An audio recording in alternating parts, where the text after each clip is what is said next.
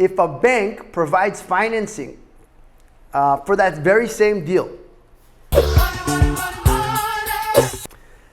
at an 80% LTV with an interest-only loan amount of 5%, what is the cash-on-cash return? So let's cover a few of the points that are being asked here before we talk about it. What is an LTV? What is financing? Okay, financing is the term, really that means you go and getting your mortgage, you leveraging your money to buy the deal. The bank obviously being the institution giving you the loan, they're willing to give you 80% LTV. LTV stands for loan to value. That means 80% of whatever the property is being bought for or that it's appraised for, whichever is less, that's what they're going to give you that 80% value on. And that'll become your loan. The interest-only loan amount means that you're going to only be paying for that loan amount only interest. There's going to be no principal payments towards that loan in your debt service. And it's at 5% annualized rate. Okay? So now they're asking, what is your cash-on-cash return?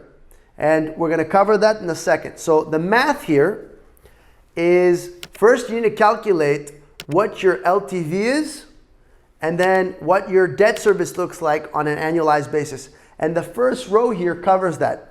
They're saying if you're buying it for $1.4 million, okay? Assuming that's what it's worth and that's what it appraised for. Make life simple. 80% of it, LTV, if you take 80%, you convert it to a decimal, it's 0.8. You take 1.4 million, you multiply it by 0.8, which I'll do, and you're gonna get $1,120,000.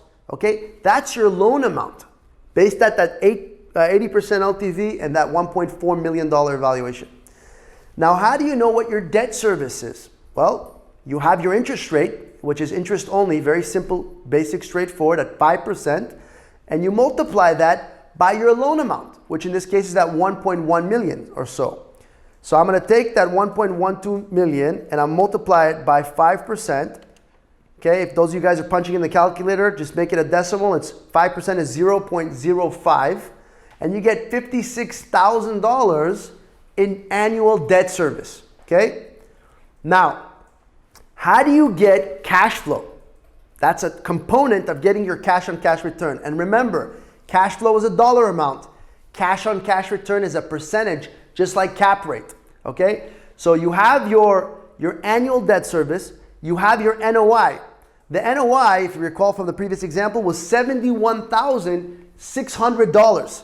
And what you need to do is, to get your cash flow, you subtract your NOI by the debt service. In this case, it's $71,600 minus $56,000. You get an annual cash flow, right? Everything's on an annualized basis of $15,600. Okay? That's your annual cash flow. That's what you actually net put in your pocket after all the expenses, after paying your mortgage, after dealing with the vacancy. That's what you pocket on this deal. Okay? So now, they said you went and bought this building with a loan, leveraging it, right? You didn't pay a $1.4 million cash, you put a down payment. So how do you calculate what that down payment or that initial capital equity investment is? If 100% is the whole $1.4 million to put down and buy, you're only using 80% of the bank's money. So which means if you take 100 minus 80, you get 20% is what you're gonna have to put down. Now how do you get a dollar amount? Quick math. 1.4 million, which is your asking price or purchase price, multiply it, right, by 20%, or in this case it's 0.2. You get $280,000 is what your down payment's gonna have to be to buy this deal, okay?